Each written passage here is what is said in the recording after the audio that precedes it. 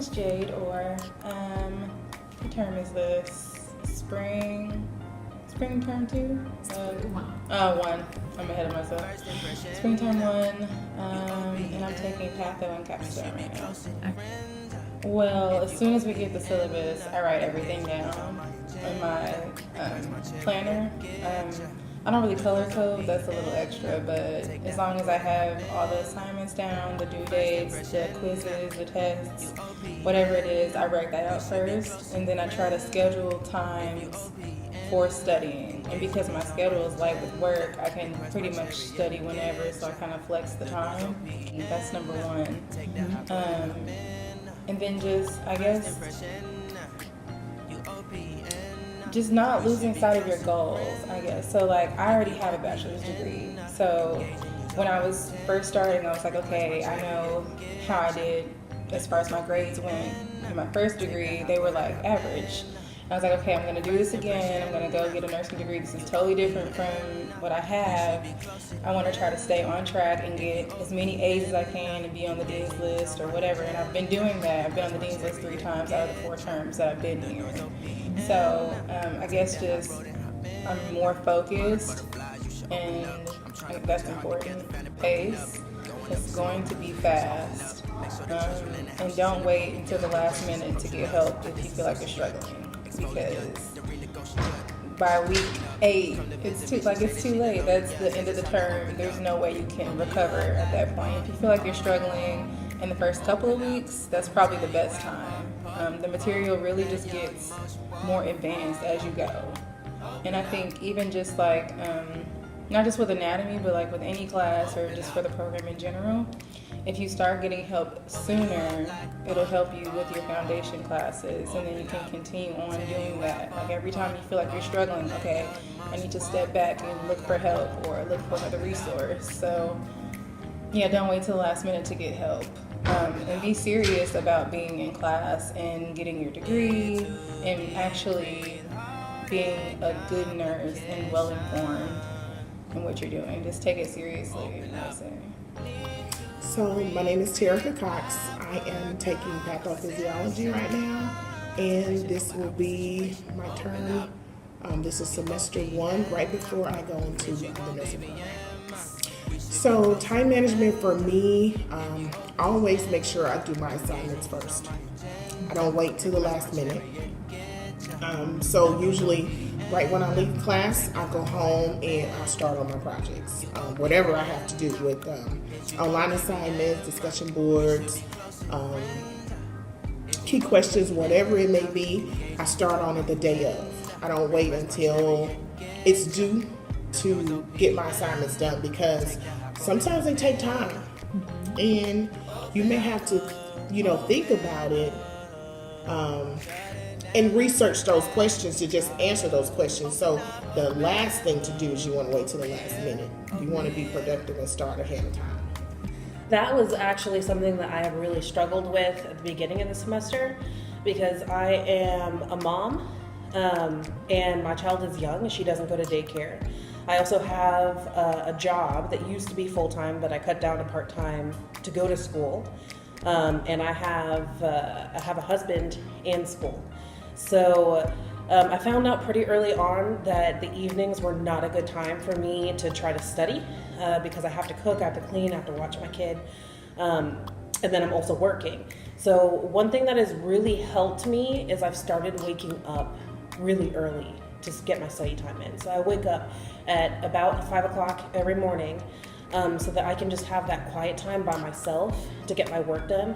I also find that really early in the morning, when my brain is fresh, I retain knowledge better, and I can get a lot more work done than if I try to sit down and work after dinner. So that is what's currently working for me. I work in the healthcare field, but being able to see that every day and apply it to what I'm learning in class is really helpful. So because I work around nurses there, whenever I'm working through a concept in patho that doesn't make sense to me or I have questions on, I can always bounce something off of them, and they can give me real life situations of how it works in patient care, which is really helpful. Another thing that I find is if I have a question about the material or something isn't clicking for me, if I don't really understand how disease processes go together, I try to learn it in a different way. So if the book isn't working for me, then I'll go to another educational website and look for videos that show me pictures about how that body process works, how that disease process works, so that I can kind of visualize it in my head. It helps me remember that disease process better. It is a very nurturing environment to be in. It's definitely become,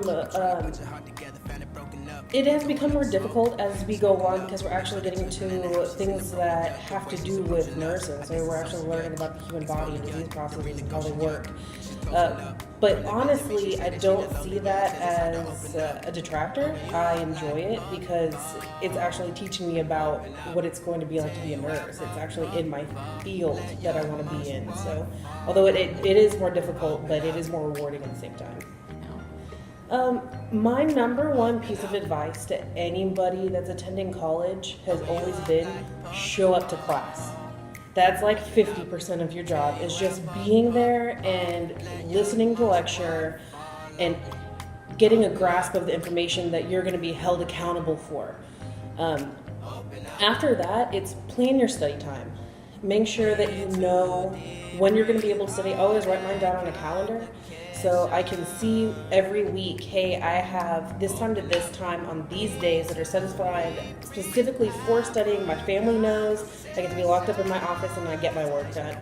So besides that, it's knowing how to study for you. So me in particular, I'm a very visual learner, so writing things and studying note cards helps me a lot. My name is Connor Folks, and my term, I'm not sure, but it's the last term 1, and it's the term before nursing.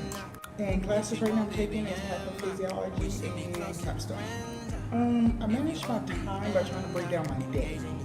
What I do is normally, because I go to work, what I try to do is when I get home, I try to take care of all my personal things before a certain time, and then I promise myself from, say, like Monday, Wednesday, Friday, I'll do, okay, study time is from 8 to 11, and then on Tuesdays and Thursdays, my study time will probably be from 8 to 10, so that way I can kind of balance out work, life, and going to school at the same time. Speaking. I've learned that in this program and in nursing, you need to know how to speak professionally, and with all the presentations I'm having to do and all the papers I'm having to write, I think I'm becoming a better writer, which will help me document better, and the speaking will help me be able to get my point across to the patient and to the doctor at the same time. All the help that you get, because if you are not having a concept, you can always go to PALS, you can always go to your teacher or email, and also too, you get to know so many students, because you might not be in the same classes as you are with the students you are in one class, so you kind of learn what student has a strong point in something, and you can kind of get help that way. So that's what I like about West Coast and the small classes. I think the difficulty level is staying the same. It's been difficult ever since I've been here. So get to know your teacher. That is the main one. If you need help from the beginning, get all the help you can get. There's no extra credit, so you have to get it the first time. If you find that when you take the first test or the second test, your grade isn't where it needs to be, get the help. It doesn't matter if it's from your peers, your teachers, wherever you can get the help. Because a lot of times I live in Fort Worth, so I'm not able to come to Dallas. But I know people that go to another school. I know professors that go to other schools, so I get my help that way. So sometimes you have to find an outlet to get the help that you need. Normally, since I don't have that much time to do that kind of stuff, I set time to watch maybe a movie, just give myself a break and get my mind off of school and work and things of that nature. Normally that's Sunday, it's family time. So my name's Aga Hussein.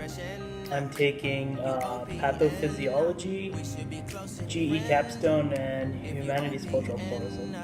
So for time management, what I do is I buy a planner, and what I like to do in that planner is I create specific time slots on when I study, when I should do my homework, and when I can, because you need that little bit of balance in your life, like have some fun with friends, like you can't always have fun with friends, you have to do your homework. I mean, you're gonna have papers to write, you're gonna have presentations to do, PowerPoints to prepare, and taking 3 classes in 9 weeks, it can become a lot.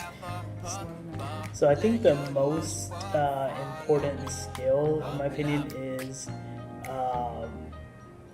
procrastination. Because, or not procrastinating. Oh, You need to watch your time management. Like if you have an opportunity to do an assignment and you're sitting in class and you can't go home because you have less than 30%, or you've used more than your 30%, like just pull out your PowerPoint or homework or case study or whatever you're working on and start working on it. That way whenever you get home, you could take a nap, you could, go out with friends for a little bit, come home, do your homework. West Coast, what I enjoy most is, it's unique. I haven't really seen this in many places, but it's probably the discussion boards.